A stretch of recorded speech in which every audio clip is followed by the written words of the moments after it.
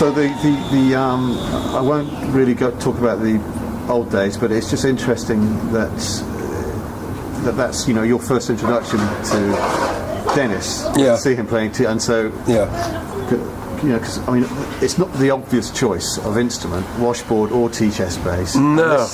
And this is this is mid to late 80s. Right, this is probably 84, 85. And oddly enough, I think that he thought it was a normal instrument. And when I had played washboard in New Orleans, I was always, with a person that played a one-string bass. So it made sense to me immediately. It might seem like a completely weird thing to most people, but matter of fact, when I saw Gordon playing the 12-string guitar and Dennis playing the tea-chest bass, I just felt that they were missing a washboard. They needed a washboard in there, And so it made perfect sense to me, although it might seem a stretch, And as you well know, to see Dennis playing the thing, he wasn't Mr. Happy, was he?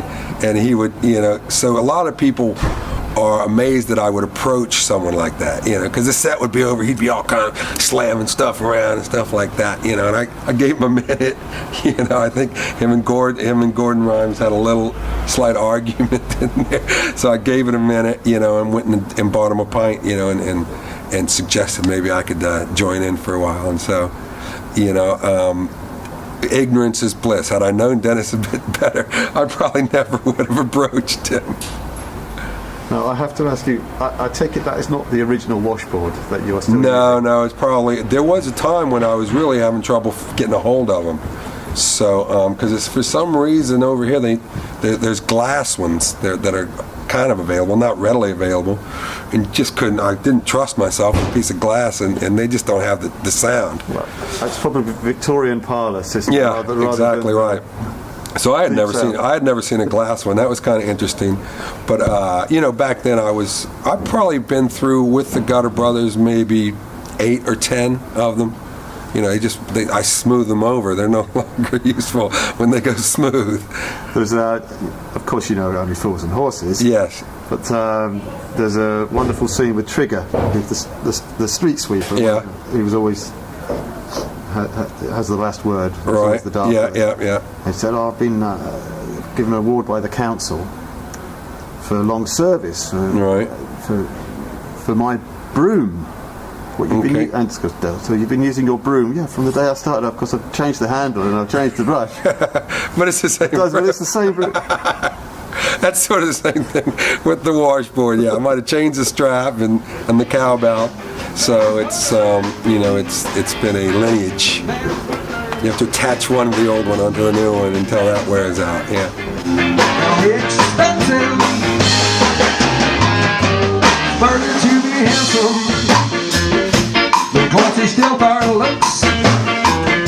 Always looking at yourself. In glossy pen and books. You have to trade in your obscurity for fame and world renown. But it's murder when they turn on you. You know they pull the writing down, pull the writing down. Murder. That is murder. Yes, it's murder. That is murder.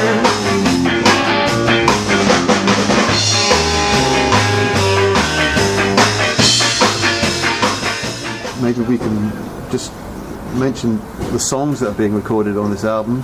Well, I probably won't be able to remember them all off the top of my head, but you mentioned Scared of Boys. I have written them down. And Happy for You. So we have Already Dead. A dragging them chains all night. Got them dead already, baby. Well, I'm feeling that, but I'm already dead. I have a heart attack. Come on, man.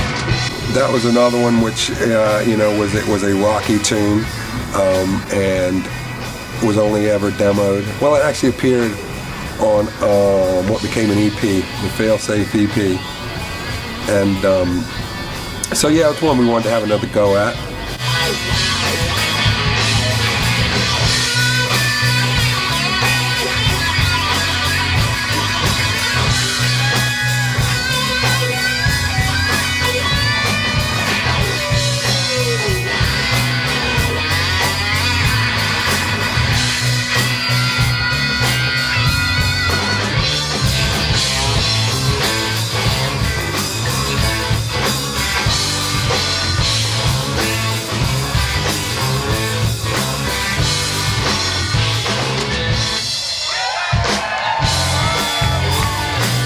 Butterfly Brains, always just loved it. It was heavy.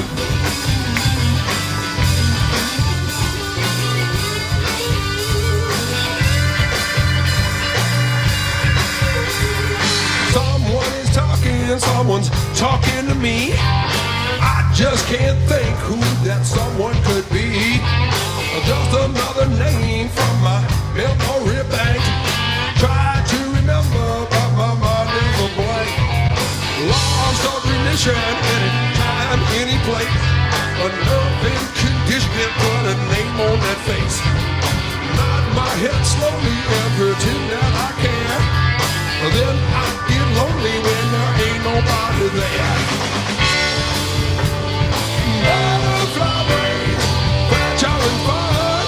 The lyrics in Butterfly Brain, I mean, when you see those lyrics on the page, Yeah, oh, they're amazing. that's the music already been put down, or is you No, probably. you're working it I'm together? assuming I wasn't in the room when I assumed that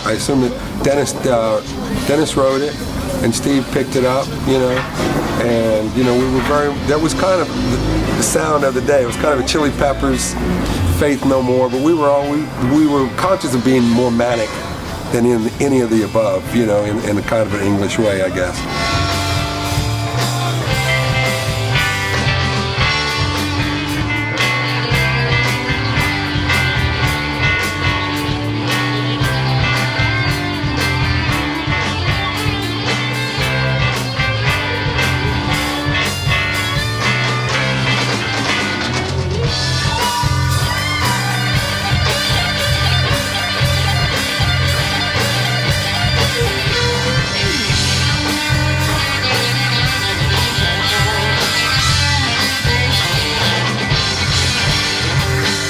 Someone is saying it's a long time I no see. I wish someone could tell me who that someone could be. I guess I need a minder who needs someone to remind, someone to look after me all the time. Please don't forget me, but forgive me all the same. But that's, we all suffer from butterfly brains.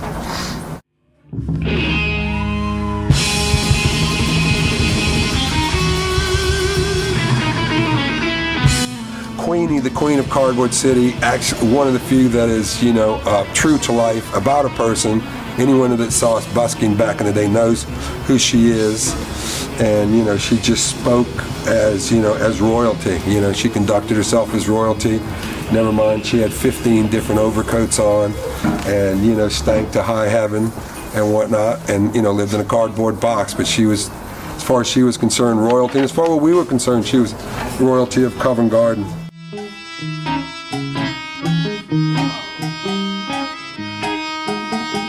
Queenie says she's royalty, and no one here can blame her. Oh, everything she owns is a hanging on her bag. The Queen is living on the streets. She says her line disowned her, but she wears her tin tiara like a princess. That's a fact. Queenie lives in poverty beneath the railway arches. She's a social outcast in her stately shanty home. Queen is holding court today. They all pay homage to her. They all try to amuse her as she sits upon her throne. Queen of Cardboard City. They turn the lights on for you and your audience awaits. Queen of Cardboard City. They're rolling out the coffin as your regal list dictates. What time is it?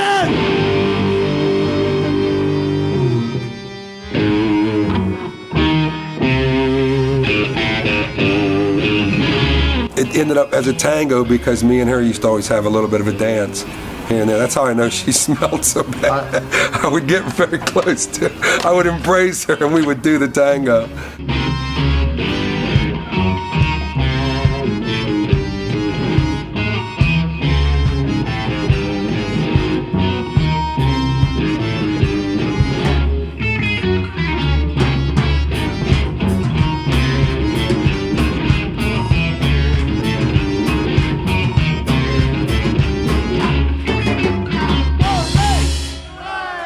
I have to admit, Tony, because when I did see you in Covent Garden for several weekends, I can relate to the cold stomping on the floor and the cold cathedral. Yeah.